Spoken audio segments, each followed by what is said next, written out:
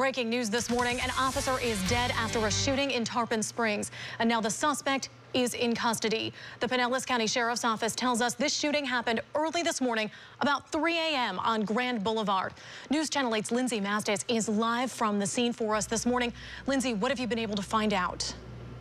Well, Lauren, this is such a tragic scene. I want to have you guys zoom in here because we believe that this is the police officer's vehicle, and that is where they're conducting the investigation. Now, we just spoke with a neighbor who tells us that he saw it happen. He says that he was in the condominiums that are right across the street here. He tells us, his name's Kevin Leitz, he tells us that he saw a man running around with a gun, pounding on doors, and then he heard the shots. He saw the police officer go down and didn't get back up. He says that he was just sick seeing that, and then he says the suspect jumped in a car and peeled out of here. I also want to show you some video that we took this morning. We were the first crew here on the scene. You can see a large police presence. People say that the police not only responded here from Tarpon Springs, but we also have the Pinellas County Sheriff's Office here, as well as several other entities. I want you to hear from a neighbor who said that she was woken up by the sounds of the sirens.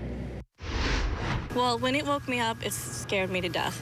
And then I never heard sirens like that, just nonstop, and they were like screaming through the night. And I said, it's really got to be something bad. We now have team coverage at the scene in Tarpon Springs. Peter, what are you learning this morning? Good morning, Lauren. Absolutely terrible scene out here. As a reporter, you always hate to cover officers being shot, any kind of situation like this. We're in front of the Villa Plumosa condominiums. And if you look to the left, you can see where they've placed some evidence markers. Those are those yellow tabs, and some officers are walking around. I believe those are deputies right there. Just so you know, this investigation has been taken over by the Pinellas County Sheriff's Office. And here's what we know so far. Around 3 a.m., an officer from the Tarpon Springs Police Department, a male officer, was shot and killed right there where you're seeing those deputies walking around. The suspect, another man, is in custody.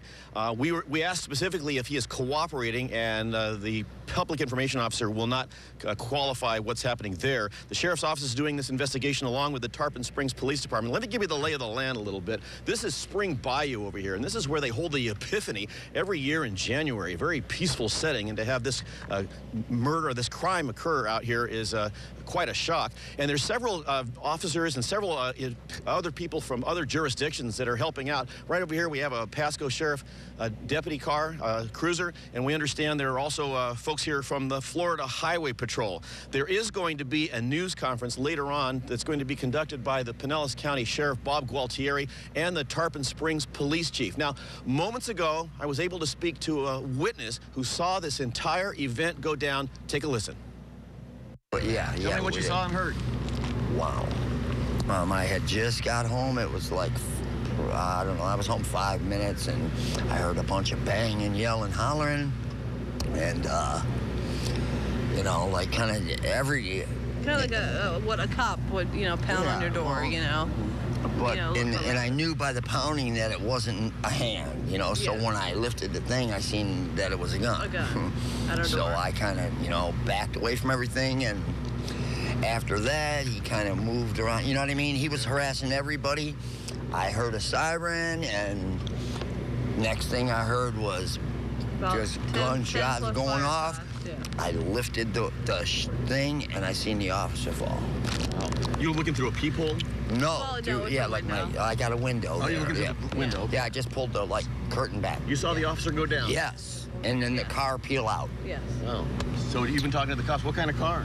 God, what was it? I don't know. It was a silver Like a four-door silver newer car. four-door Accord or something. Yeah, it was a newer So you car. saw the guy run off, huh? No. No, Yeah, drive off. All right. And was the officer, did he stop moving right away? Yeah. Yeah. So you knew it was like, bad. yeah. And when I opened the door, because my immediate thought was if I could help. Yeah, absolutely. But before I could even do a thing, there was another officer there, and he was like, he's not breathing, and I knew to just back away from the situation. Yeah. I mean, I was just heartbroken, guys. Wow. What's your name real quick? Kevin Kevin, last name? Leitz, Spell for me. L-I-E-T-Z. All right. Kevin, what's it like seeing something like that? Man, oh God, you can't. You know what? I can't really tell. It all happened so fast. It was so fast, and I don't know. I was sick. I actually made me sick. Yeah. You know, to think that someone would do something like that. Yeah. You know, I mean, guys are out there trying to help us and protect us, you know? Yeah. I don't know. It just doesn't make sense to me, guys. I really don't, man. An unbelievable, horrible scene around 3 a.m. this morning here in Tarpon Springs on Grand Avenue. And once again, you can see some of the deputies walking around down there. This investigation now being led by the Pinellas County Sheriff's Office in cooperation with the Tarpon Springs Police Department, which is obviously a much smaller agency.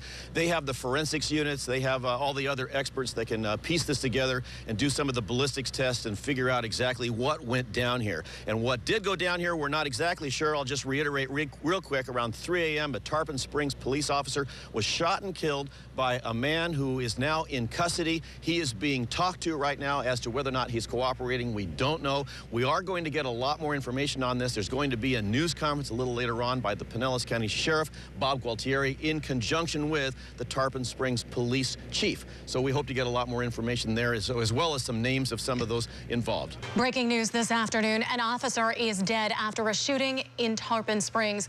We have now learned his identity. We've also learned that the suspect fled the scene and crashed a car, but is now in custody. The Pinellas County Sheriff's Office tells us this shooting happened early this morning, about 3 a.m. on Grand Boulevard. We have team coverage this afternoon as the Bay Area reacts. News Channel 8's Lindsay Mastis is live at the scene, and we'll go to her in just a moment. But News Channel 8's Peter Bernard is live from Tarpon Springs Police Department. Peter, we have new information coming in this afternoon. What are you learning? Good afternoon, Lauren. Right in front of the police department, you can see they have moved a squad car out here, a cruiser, and it is decked out with lots of flowers and some cards of people are coming by and in mourning. We do now, just moments ago, we got the name of the officer. Let's go to a picture of him. He is 45-year-old Charles Kondek. He's been an officer for more than 17 years. He served as an officer in New York for 5 years. This morning, we understand he was responding to a call and he was shot by someone, and we don't know that person's name yet. He was taken to Florida Hospital North. People around here know it as Helen Ellis. He died of his injuries. Since word got out of the officer's death, people have been coming out here, dropping off flowers and cards. The cruiser's outfitted with a large black band. Here's what we know so far. Around 3 this morning, make that around 2 this morning, a man for some kind of got into some kind of a confrontation with Officer Kondek. For some unknown reason, that man shot Kondek and then killed him. This happened on Grand Boulevard near the corner of Orange and Grand. It's right in front of the Villa Plumoso condominiums. It happens to be just steps from the home of former Congressman Michael Bilirakis. The Pinellas County Sheriff's Office sent its mobile command unit as well as forensic investigators. That agency is the lead investigating agency. After the shooting and killing Officer Kondek, the shooter sped off in this white Hyundai Elantra going towards the Sponge Docks in Tarpon Springs. At Athens and Cross, the cop killer smashed into a power pole, shearing it off midway. It didn't fall on the ground, but it is in a precarious position there. And then he crashed into another car. This is just a half block from the famous tourist destination and is where the police arrested the killer. Sunday morning is a time when many in the Greek community gather for coffee and pastries, but on this morning, the conversation is centering around how this could happen in this peaceful town. All right, we've heard from a couple of people that this guy that is the cop killer was going around door to door at that apartment building and banging on different doors. We'll get that confirmed later when there's going to be a news conference. Let me show you what's around me right now. Once again, there's a cruiser that's been brought out with all the flowers, and we are just steps in front of, or we're actually standing in, an officer memorial garden out here. And on the side, way over here, Jim, the last officer to be killed in the line of duty, Lanny Langford, killed November 18th. Look at that, 1969. So this is something this department is not used to handling. And I want to show you also that right above our heads, a little hard to shoot, flag out here in front of the PD is at half staff in mourning. Now, later on today, we expect a news conference, most likely from the Pinellas County Sheriff Bob Gualtieri and also the Chief of Police here at Tarpon Springs, and we'll find out exactly the play-by-play on how this all happened. Lauren? And Peter, this is brand new information we're getting about the identity of this police officer. 17 years with Tarpon Springs Police, so obviously very well known there. What are you seeing as folks are coming in and out of that police department and bringing flowers?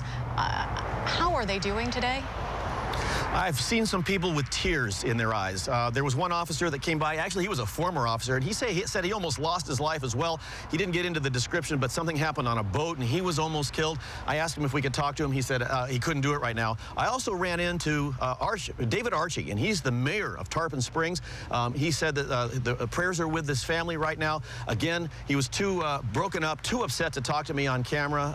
I could tell, though, he was extremely upset. This is a small town. This is something where you don't want to say you expect it in New York City in a place like that, but at least they're kind of numb to this kind of violence. This is a place where this kind of thing just doesn't happen.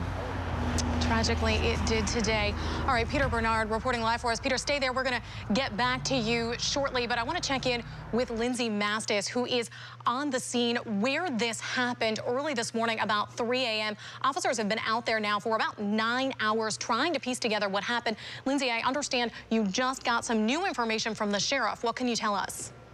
That's right. I spoke with the sheriff, and he tells me that the suspect has not been interviewed just yet, that they are interviewing everyone else first, witnesses, other people on the scene. We understand it was a call for service, and that is when this happened. But I want to speak a little bit more about the officer, because the sheriff went to the hospital and spoke with the officer's family. We're told that he has 5 children. His youngest daughter is 15 years old. He says that she's just a daddy's girl, that basically she was extremely close with him, that she was a club soccer player, that he took her to all of her games. She's having an extremely hard time with this. Now, I want to show you this video. This is from this morning. We were the first on the scene here, and it was just an incredible sight with all of the police officers responding to this. Now, the family rushed to the hospital when they found out what happened. They were told there that unfortunately the officer had died. He is from New York. His dad is a retired New York City police officer.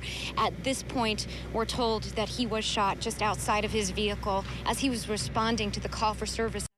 What you're seeing is some people from the sheriff's department, including the sheriff there on the right. And then if we zoom in further down, you'll see the police car. That was the officer's vehicle. And just to the left of that, you can't really see it from here, there's an apartment complex. That's where he was responding when this happened. And they're still trying to piece together exactly what that call for service was about, why he was sent out here. They believe that the suspect had something to do with that call for service. And as you probably heard earlier, a neighbor talking about how there was a man here with a gun. Now, I had asked the sheriff about a little bit more detail, and of course they're not wanting to release that much just yet, not until they know for sure what happened. But he did tell me that the officer was not shot with his own weapon. It was a weapon that he did not own, and I think that's important to note as well. You know, we've been here all morning. We're here now, and it's just a devastating scene. So many people coming by, just kind of shaking their heads, cannot believe that this happened in this neighborhood to the Tarpon Springs Police Department. I spoke with the police chief just a little bit earlier today. He didn't want to say anything on record, but he tells me that, you know, there's less than 50 officers in this department. They're a really tight-knit family, and something like this is just devastating to every single one. Lauren.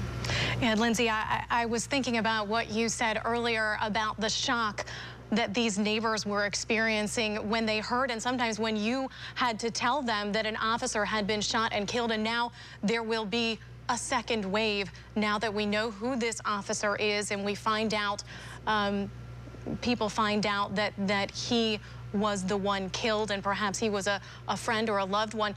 Did any of the folks that you spoke with today think that they did know this officer? Oh, when we were speaking with, when everyone was coming out here earlier in the day, we didn't know the officer's name. Nobody here said that they might know who he is. We know that he worked overnights most of the time. So, you know, he's probably the person who's been rolling around the neighborhood when everyone else is asleep just to make sure that they're safe. They probably didn't even know he was out there, just checking out and making sure that they're okay while they're sleeping. Yeah. Well, I want to ask you a little bit more about your conversation with the sheriff. I know you got to talk to him a little bit. Did he say anything else that gives us information about the suspect? Are they familiar with the suspect? Do they know who he is? Have they had interactions with him before? So at this point, they say they've not told us any of that. They have told us that they've not interviewed him yet because they want to interview everyone else. But they also said that that accident that he was in, or the wreck that he was in, that the airbag deployed, and he probably has some cuts and some bruises possibly on his face, but he has not received any medical attention for that. All we're told is that they've got him in custody. However, he has not been booked yet, which means he's not been fingerprinted. He's not gotten his mugshot taken. He's just there in custody, and they're waiting to talk to him until they feel prepared to do so. All right, Lindsay Bastis reporting live for us. Lindsay, we're going to check back in with you in just a little while. This is all new information that we're getting this afternoon. And while this investigation continues in Tarpon Springs, online, other law enforcement and residents are reacting, and we want to share some of them with you. Here we have the Tarpon Springs Fire Rescue, who we understand actually responded to this scene. They put on their Facebook page, "We are all family with our brothers and sisters in blue, and we are so very saddened. Our thoughts and prayers are with Tarpon Springs Police Department." Again, they responded to the scene with Officer Kondek, so we now know just how personal this was for them. Deborah Cox-Roush wrote on Twitter, "As the wife of a retired police officer, my heart is heavy today. Sad. If you see an officer today, thank them." And Pinellas County Commissioner Ken Welch posted, "Saddened to learn of the death of a Tarpon Springs police officer. Our thoughts and prayers are with the officer's family and fellow law enforcement officers." And we are also keeping an eye on our own Facebook page. A lot of you are leaving messages there and your thoughts about what's happening today. We'll continue to keep watching that, and please do continue to share your thoughts there. Again, we are covering breaking news this afternoon. An officer is dead in Tarpon Springs after a shooting. The suspect is in custody. We'll have more coming up after the break. Right now, breaking news on News Channel 8. Tragedy in Tarpon Springs, an officer gunned down in the line of duty. Tonight, we have new information about this officer and the man accused of killing him. Thanks for joining us this evening. I'm Candace McCowan. We begin with breaking developments on the tragedy in Tarpon Springs. Police tell us early this morning, a man, Marco Perea Jr., shot veteran officer Charles Kondek, killing him. It happened on Grand Boulevard, not far from Spring Bayou. Investigators tell us Perea sped away, crashing his car a few miles away near the Sponge Dock. We have 8 on your side team coverage tonight. Let's begin with Peter Bernard at the Tarpon Springs Police Department.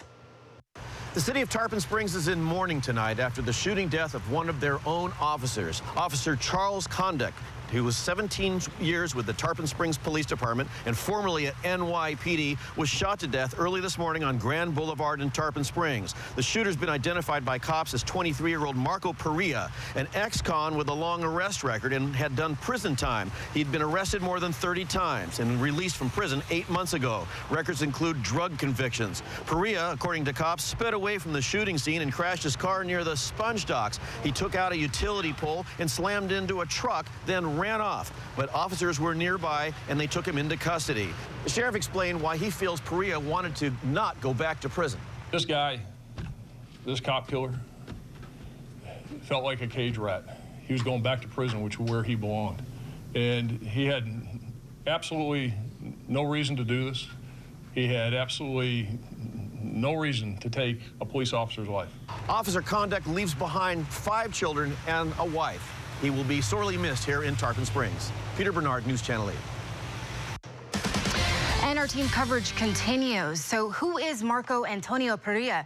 We've done quite a bit of research into his past, and arrest records reveal he's been in and out of jail since he was 18 years old. News Channel 8 Chip Osowski has a report from the Pinellas County Jail with more on the suspect's background. I was in the Sally Port as deputies brought Perea into the jail. Marco, why did you kill that officer? Do you have anything to say for yourself? I apologize to the family. That was not my intention. You apologize? Yes. In recent memory, suspects who shot law enforcement officers have been violent criminals, the type who you ask, why were they out on the street in the first place? Not Marco Perea. His first adult arrest in Hillsborough County was in 2009 when he was 18 years old for driving without a valid license. He had 2 other arrests that same year. Charges included possession of drug paraphernalia and giving a false name to a law enforcement officer. possession and dealing in cocaine, and grand theft third degree. In 2010, cops put the cuffs on Perea for trafficking in illegal drugs, possession of cannabis, and possession of paraphernalia. In 2011, a judge sentenced him to Florida State Prison. But none of those arrests point to a violent nature. Corrections officers released him from state prison in March of this year, and he was on probation until 2017. The Department of Corrections website lists him as an absconder, which means law enforcement officers were looking for him, and he was going to be headed back to jail. We have more developments in the tragedy in Tarpon Springs this evening. Imagine witnessing this tragedy unfold before your very eyes. News Channel 8's Lindsay Mastis found someone who knows the suspect and witnessed the entire thing. This all happened at an apartment complex down this street. One woman tells us that this is an angry young man who came here with a score to settle. She can't believe he did what he did and hurt someone who was just here to help. I don't think the cop really had a chance. Rachel Delk says Marco Perea Jr. pounded on her family's door, and they opened it. We know the person, so, you know, he did look mad. But she says he used to live here up until a few weeks ago, and he was looking for someone. And he kind of had like that I don't have anything to lose attitude. Yes, I'm not sure. He was planning to kill someone. Yeah, I mean, he was looking for somebody. It's Officer Charles Kondek that pulled up. She heard a barrage of bullets and then saw him laying on the ground. They were trying to give him CPR, I mean, but he wasn't responding at all.